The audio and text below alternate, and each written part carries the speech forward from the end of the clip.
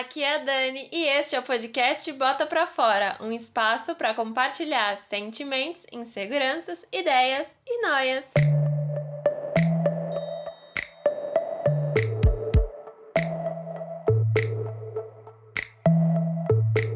O flerte sempre foi um convite ao encantamento, um jogo de olhares, palavras e gestos sutis, porém com intenção. Mas se você tá solteira, já deve ter percebido que estamos vivendo tempos difíceis. São mensagens deixadas no vácuo, falta de olho no olho e medo da rejeição. Parece que ninguém mais se arrisca. A paquera deu lugar à análise fria, o desejo ao receio de parecer inconveniente. O flerte morreu? Ou será que só ficou mais tímido? No episódio de hoje, vamos mergulhar nessas questões e falar sobre o que mudou, por que que tantas pessoas têm esse medo de dar o primeiro passo e, mais importante, se ainda há esperança para a sedução na era digital.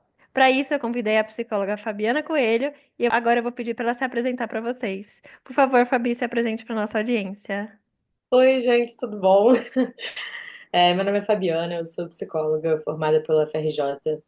Venho fazendo, né, atendendo como psicóloga clínica aí há um pouquinho mais de 3 anos já. Tenho formação em TCC e estou iniciando minha formação também em experiência somática, que é uma terapia corporal. E um dos meus temas de maior interesse para estudo, por acaso, acaba sendo, com certeza, os relacionamentos. Bom, muito obrigada por ter aceitado o convite.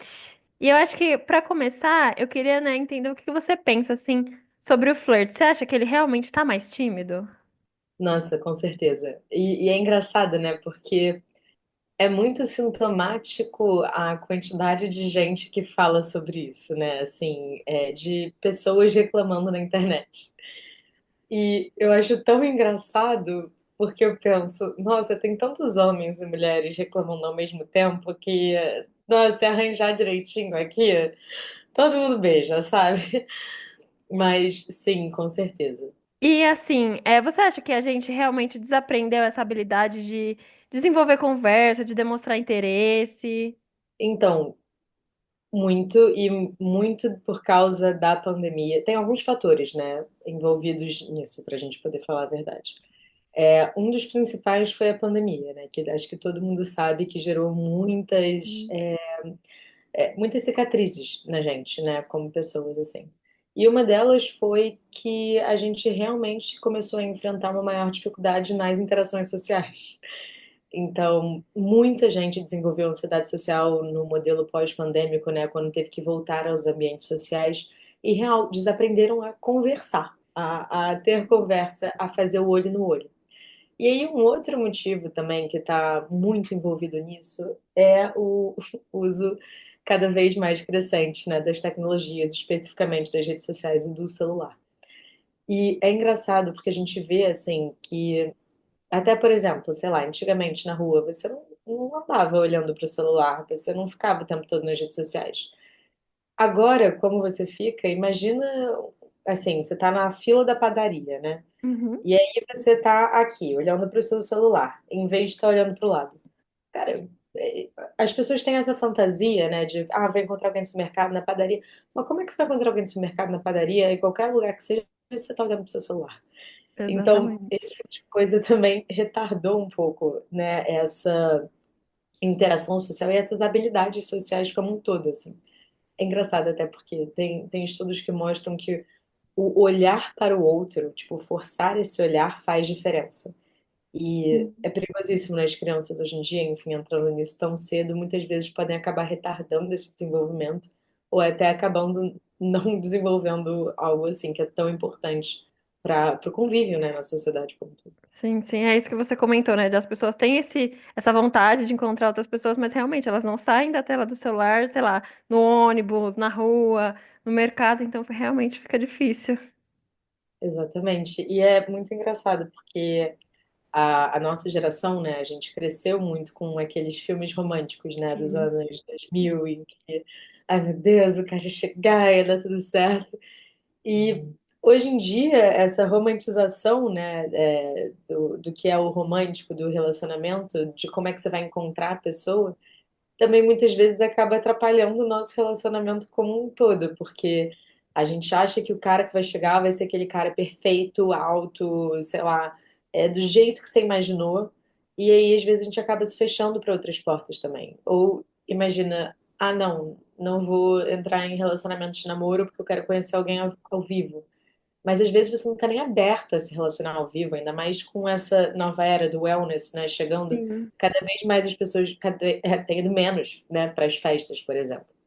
Então, óbvio que dá para conhecer em clube de corrida, futebol, etc. Mas assim, é diferente a interação, né? Então, acho que as pessoas estão, no geral, se redescobrindo, assim, como é que você se relaciona romanticamente. Acho que está sendo uma nova linguagem, uma nova descoberta nessa era. Sim, sim, isso que você comentou é bem verdade. Eu vi esses dias que saiu uma pesquisa que os jovens realmente estão indo cada vez menos pra balada e, tipo, saindo à noite, né? Uhum, exatamente. Tanto é que tem tido muito investimento nesse mercado, é um dos mercados que mais cresce mundialmente, né? E aí você também vê o crescimento dos clubes de corrida, por exemplo, ou das nights nos cafés, né? Onde tem DJs tocando em cafés, isso está rolando no exterior. Então, as pessoas realmente estão encontrando novas maneiras, assim, de se relacionar no mundo. Sim, eu acho que o desejo por se conectar, por se relacionar, existe. Só que às vezes a gente não tá sabendo só como fazer isso, né? Eu acho que também tem isso. Ah, não, existe, assim, isso é fato. Inclusive, é engraçado, tinha um dado que eu andei olhando recentemente. Se eu não me engano, era assim, tem X pessoas, isso era um dado dos Estados Unidos, né? Uhum.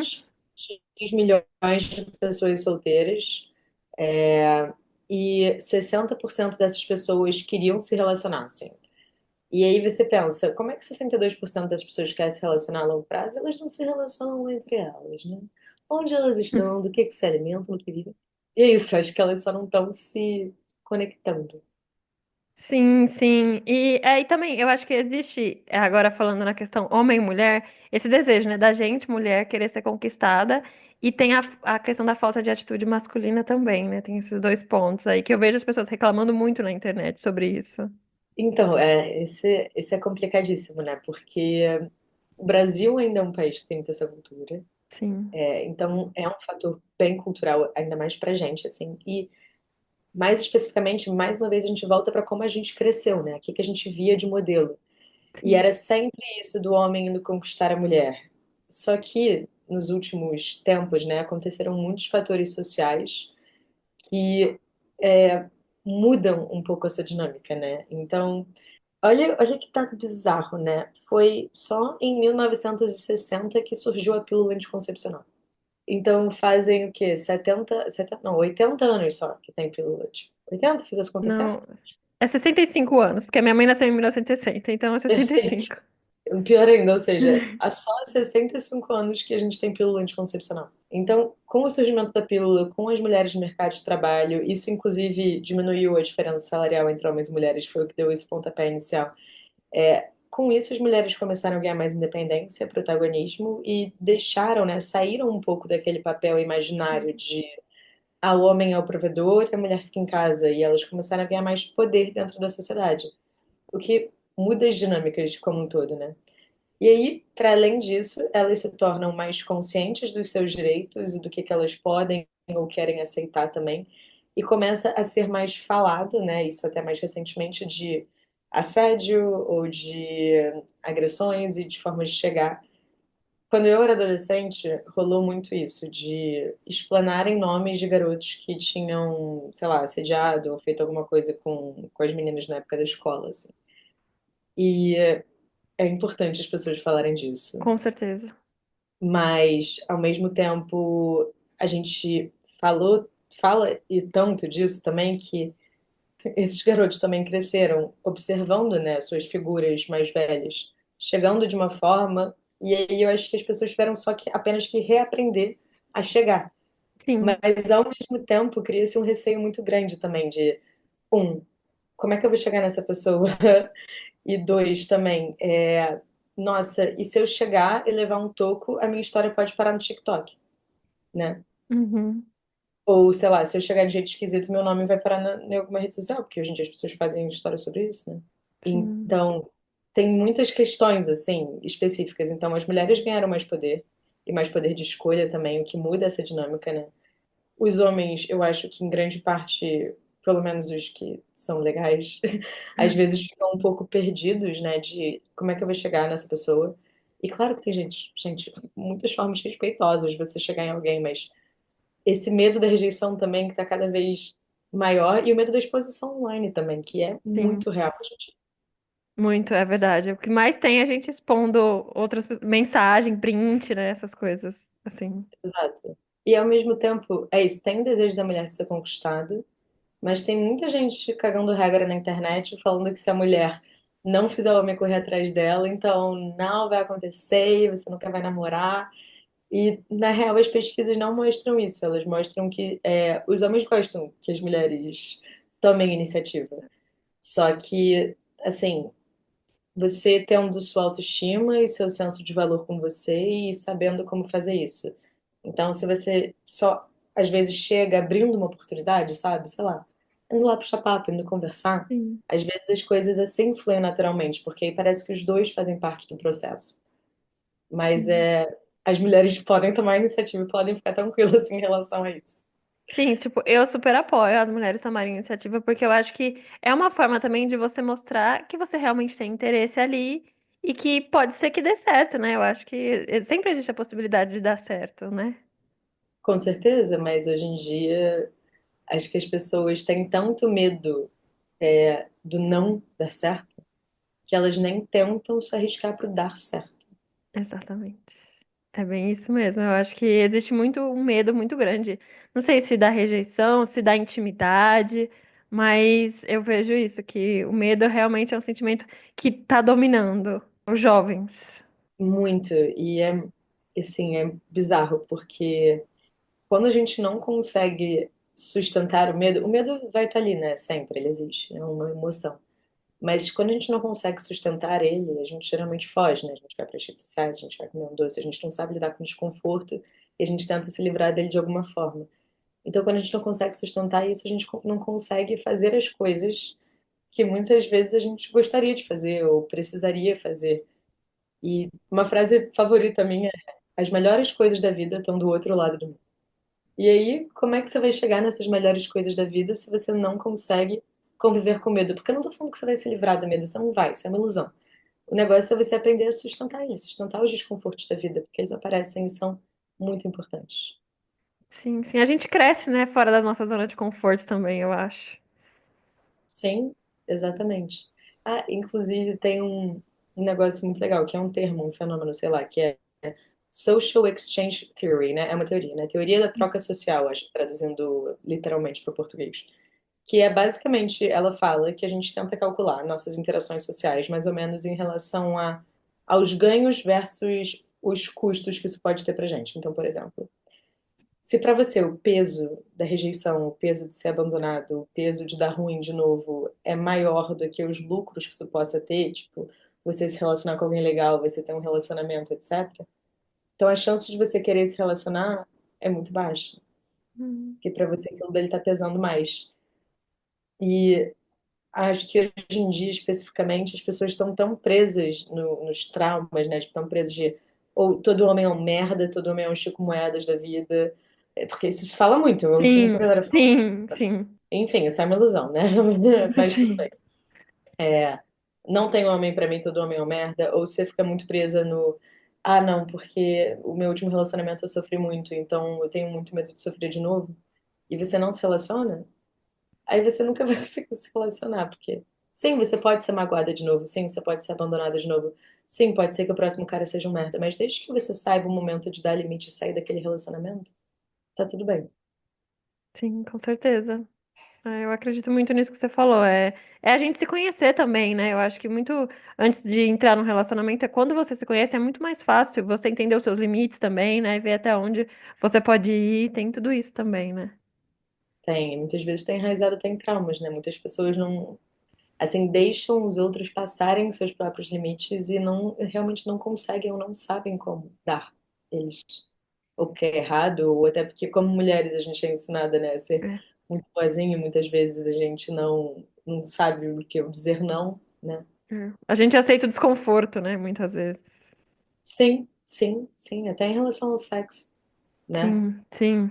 Para pra pensar assim, eu conheço muita gente que já, sei lá, transou sem vontade, que achava que tava ali e tinha que fazer, por exemplo. Que era obrigação, né? Exato, tipo, ah, como namorada? Não, ué, como assim? Não. Então, aprender seus limites, o seu valor, aprender mais sobre você realmente é um processo essencial para você poder se relacionar até antes de tudo, eu acho. Sim, sim, com certeza.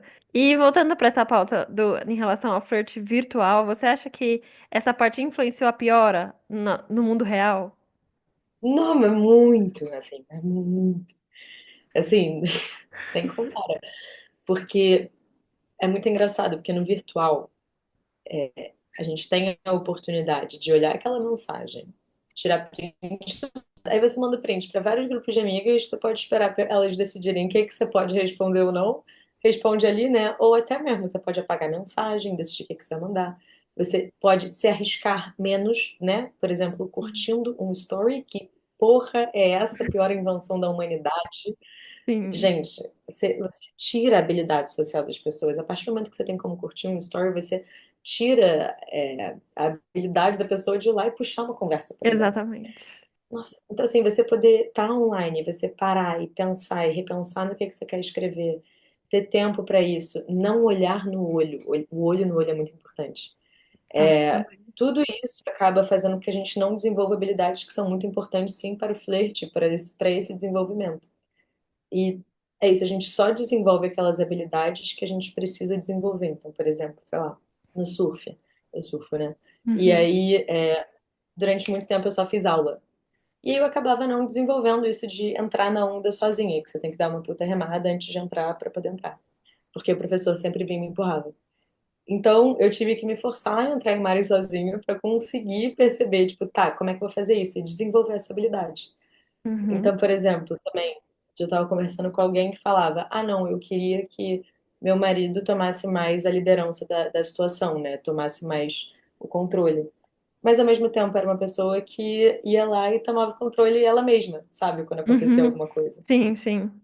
Então, as pessoas não vão desenvolver habilidades a menos que elas sejam obrigadas a fazer isso. E a partir do momento que a gente vem fazendo um flerte muito online, muito sutil às vezes, né? Do reagir aos stories. Que às vezes não significa Você nada, vai né? nada. Não, como é que você responde isso? Você É, responde, você responde. é, Você deixa de desenvolver essa habilidade do oi, tudo bem? Não, e ainda mais. Só uma coisa, porque assim, imagina você tá na rua e aí uma pessoa chega pra você e fala, tipo, oi, tudo bem? Tipo, e puxa assunto. O que que você ia pensar? é difícil. Você achar que a pessoa é uma esquisita, provavelmente, É né? porque você não tá acostumado a esse tipo de abordagem, né? Exato. Então, assim, olha que loucura, né? Como o mundo é diferente, assim. Nossa, sim. E eu acho que a nossa geração foi muito impactada, porque a gente começou a usar rede social, tipo, na adolescência, muito cedo. Então a gente cresceu nesse mundo, né? Sim, completamente, assim. E ainda, nossa, e os aplicativos, né, que estão crescendo cada vez mais pessoas têm se encontrado por meio dos aplicativos, exatamente por essa dificuldade toda de se encontrar no offline. Uhum, E por outro lado, os aplicativos geram uma série de questões também psicológicas pra gente, assim, diminui a autoestima, você tem um negócio que a gente chama de capitalismo emocional, em que você é avaliado ali por aquelas características, né, que estão dispostas no app, que são mensuráveis e na real não dizem nada sobre você. E aí você começa a medir sua autoestima pela quantidade de likes que você recebe, de matches que você recebe. E aquilo dali começa a ditar como é que eu me sinto naquele dia ou naquele momento. Então, para os homens é ainda pior, porque para eles é muito mais difícil. As mulheres são mais seletivas, já que tem mais sim. homens do que mulheres nos aplicativos. Uhum. Mas, mesmo assim, olha que bizarro é isso, né? Então, é realmente uma dinâmica completamente nova. Sim, sim, também eu acho que tem muita questão do ghosting, né? Na questão dos aplicativos também. Tem as pessoas, um, né? Você não tem nenhuma relação com aquela pessoa, então você não tem por que necessariamente responder, e aí não tem esse cuidado. E como é que a pessoa que mandou a mensagem se sente, né, por exemplo? É uma questão muito complexa, com certeza. Sim, sim, é um assunto que dá muito pano pra manga. Muito, e as pessoas se sentem descartadas às vezes, e aí transparecem isso para a vida real, né? Como se não fosse real, né? O digital é real, mas para a vida offline. Sim, sim, sim. Eu também queria tratar com você sobre a questão do flerte nos locais, por exemplo. A gente está falando aqui online e offline, mas você acha que, por exemplo, cidades, por exemplo, cidade de São Paulo comparada com a cidade do Rio, existe também essa questão de, tipo, em uma cidade as pessoas terem mais abertura para o flerte do que outras? Porque eu sinto que sim. Sempre, sempre. A gente sempre fala que assim, o ambiente é um dos maiores precursores de comportamentos, tendências, etc, né? Porque a cultura de um lugar dita muito a forma que as pessoas vão se comportar naquele lugar. Então, por exemplo, Rio de Janeiro, né? É a cidade do calor, da bagunça, e da bagunça no sentido tanto de festas quanto de tudo é meio bagunçado e caótico. Uhum, Então, e ao contrário de São Paulo, assim, que tudo bem, também é super bagunçado, mas que tem valores e uma cultura um pouco diferente. Então, por exemplo, São Paulo é uma cidade muito mais cosmopolita que às vezes valoriza muito mais aparência e trabalho e status, né? uhum, Então, tudo isso acaba influenciando a forma com que você interage dentro da cidade, ao contrário, né, do Rio de Janeiro, por exemplo, onde é prática comum, sei lá, as pessoas se conhecerem na praia. Então, tudo isso vai acabar afetando a forma com que a gente se comporta e que a gente até flerta, né? Porque, por exemplo, a partir do momento que a primeira coisa que você fala em São Paulo é: Oi, tudo bem? O que que você trabalha? Você já muda a forma com que você está avaliando uma pessoa. Ao contrário que no Rio, sei lá, você pode ir na praia e conhecer uma pessoa jogando altinho. E aí você vai ficar, sei lá, pode flertar dessa forma, que é uma forma completamente diferente, né, de interagir com uma pessoa. sim, sim. Eu sinto, porque eu fui pro Rio agora no carnaval. Tudo bem, era carnaval, as pessoas realmente estão mais abertas em si, mas eu sinto muito essa diferença de, tipo, aqui é muito mais difícil você conseguir desenvolver o mínimo do flerte, sabe? Eu percebo essa diferença. Eu não moro em São Paulo, na cidade de São Paulo, eu moro em São Bernardo, mas eu sinto que existe essa diferença. Nossa, eu também sinto completamente. Inclusive, ao redor do mundo vai ficando muito diferente, né? Na Europa, se o país é mais frio, se o país é mais quente, se o país é latino, ou se o país é, sei lá, asiático, todas essas culturas influenciam a forma com que a gente interage uns com os outros, né? Sim, sim, é muito engraçado quando você para pra pensar que o clima faz diferença nesse tipo de coisa, que às vezes a gente não imagina que faz diferença, né? Nossa, faz muito. Inclusive, tem até um fenômeno que a gente chama de depressão sazonal, por exemplo, em países muito frios. Que é Uhum, quando você tem, né, aqueles invernos onde tem menos incidência de luz e você acaba podendo desenvolver uma depressão sazonal ali. Ou falta de vitamina D, que realmente pode afetar, ou você fica mais preso em casa, então você tem menos interações sociais, você quer sair menos, então provavelmente faz menos atividade física, você tem menos contato com coisas que você dá valor. Então, imagina, se você sai menos e você tá nessa depressão sazonal, a chance de você encontrar alguém no inverno, por exemplo, e, sei lá, sair de casa é muito menor, né? sim. Então, tudo isso afeta muito a forma que a gente se relaciona. É verdade, faz total diferença. E eu também estava agora falando mais sobre a parte de encontros, né? Um pouquinho depois do flerte. Eu estava lendo esses dias uma matéria, que é um estudo de 2020, que estava falando sobre os estereótipos de gênero em primeiros encontros e como que também isso influencia a nossa forma de pensar naquela pessoa que a gente encontrou, sabe? Porque a gente tem ideias pré-concebidas e esses estereótipos afetam também, né? A forma como a gente vai pensar se vai ter um segundo date ou não. Nossa, completamente. Assim, por exemplo, né? Um que eu vejo muito a galera falando no TikTok, né? Cara pagou a conta. Que aí é uma questão. Eu já discuti isso com vários amigos meus, por exemplo, de o que que a gente acha sobre esse assunto e, assim, as opiniões divergem muito. E eu já vi muita mulher falando que eu não vou para o segundo date se o cara não pagou o primeiro date, por exemplo. Sim. E isso é total, se a gente parar para pensar, né, um estereótipo de gênero que é até antiquado. E ao mesmo tempo, por outro lado, né, sendo mulher, é às vezes legal também ser cortejada. Sim. Então, eu não acho nem que existe um certo ou errado, mas o que existe é, hoje em dia, por causa dos aplicativos, das redes sociais, dos algoritmos, né, no geral, os algoritmos acabaram influenciando muito na nossa subjetividade. E isso acabou tornando a gente menos tolerante àquilo que não nos é familiar ou que não vem exatamente da forma com que a gente gosta, porque, por exemplo, na Netflix, no Spotify, nas redes sociais, tudo é meio que feito pra gente, assim. Só Uhum. nos é recomendado coisas baseadas nas coisas que a gente escuta, nas coisas que a gente vê, nas coisas que a gente curte e fica mais tempo vendo nas redes sociais. Então, a gente para de ser mais flexível a consumir coisas que são um pouco diferentes daquilo que a gente já gosta ou já está acostumado, né? E isso Sim, acaba, enfim, implica em vários problemas, tanto é que a gente cria essas bolhas, né, de pensamento, a gente geralmente só segue quem a gente concorda, etc. E isso torna a gente menos tolerante em date. Então, foi num date e o cara, sei lá, não pagou. Ah, não, já não serve. Já não serve pra mim, porque não, não, eu não aceito isso.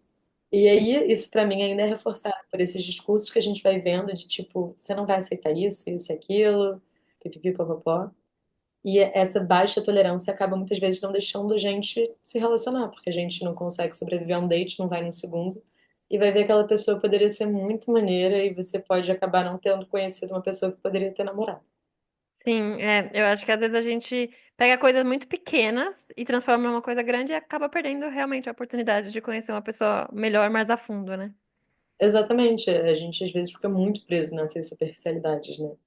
Aí você acha que vai encontrar a pessoa perfeita e, né, não Não existe. existe, exatamente. A gente tem que aprender a olhar, eu acho, as coisas também com um pouco mais de leveza, né? Não levar tudo a ferro e fogo, porque às vezes é isso. Ah, não, essa pessoa faz isso, eu não quero, não. Ela não pagou a conta, eu não quero. Ela não tem a altura que eu quero, não quero. Uhum, Muito exatamente. isso. Por isso, muitas vezes eu acho válido, assim, caso o primeiro date não tenha sido horrível, que às vezes acontece, óbvio, É, sim, você dá uma chance no segundo date. Tipo, cara, não amei, não sei o que, mas vai, o que que custa, sabe? Às vezes você realmente não conheceu a pessoa, você só se frustrou com a expectativa que você tinha na sua cabeça da pessoa que você ia encontrar. sim. Expectativa é um problema, às vezes, eu acho, em relação a date. Porque Ah, às vezes a gente cria muita expectativa. muita, não, e imagina uma pessoa, gente, você imaginou, né? Não existe, tá na imaginação, então É. como é que você vai encontrar aquela pessoa? Ah, eu acho que era isso. Acho que a gente conseguiu conversar. Eu queria te perguntar se tem mais alguma coisa que você quer acrescentar sobre esse tema. Tem duas coisas que eu acho que dá para recomendar que são muito legais. Uma delas é a Esther Perel, que é uma estudiosa de relacionamentos, ela é muito legal. Qualquer livro dela ou qualquer podcast vale a pena escutar, recomendo muito. E tem um livro que o nome é péssimo, que, assim, ele é autoajuda, mas ele tem muito conteúdo bom e de pesquisa, que é Como Não Morrer Sozinho, em inglês, How Not to Die Alone. E ele trata dos relacionamentos na atualidade, e é muito interessante a forma que faz isso. Então, fala dos motivos pelos quais hoje em dia está tão difícil se relacionar, por exemplo. Então, a gente tem opções mais, sim, a gente tem o complexo da Disney, né, de achar que a gente é uma princesa e, enfim, achar que a gente está vivendo um complexo da Disney, sendo que na Disney acaba no Happily Ever After, né? Tipo, no Sim, final feliz para felizes. sempre. A gente não sabe o que aconteceu depois, né? É. E, enfim, e é muito legal também porque fala dos estilos de apego. Então, se é um assunto que interessa para alguém, eu acho que eu recomendaria esse livro, porque é um livro muito fácil, palatável, sabe? E divertido, assim, de ler. Uhum. Obrigada. Queria mais uma vez te agradecer por ter participado e deixar um espaço aqui para você divulgar o seu trabalho, suas redes. Ah, claro, gente, se quiserem me seguir, meu Instagram, TikTok, etc. É isso, não é uma terapia, adoro falar de relacionamentos, de estudos de psicologia, etc. Sintam-se livre para discordar de mim ou para trazer uma discussão legal, adoro também, estou super aberta. E muito obrigada, adorei também. É isso, gente. Se você curtiu o episódio, compartilha nas redes sociais, manda para os amigos. Um beijo, até o próximo programa. Tchau!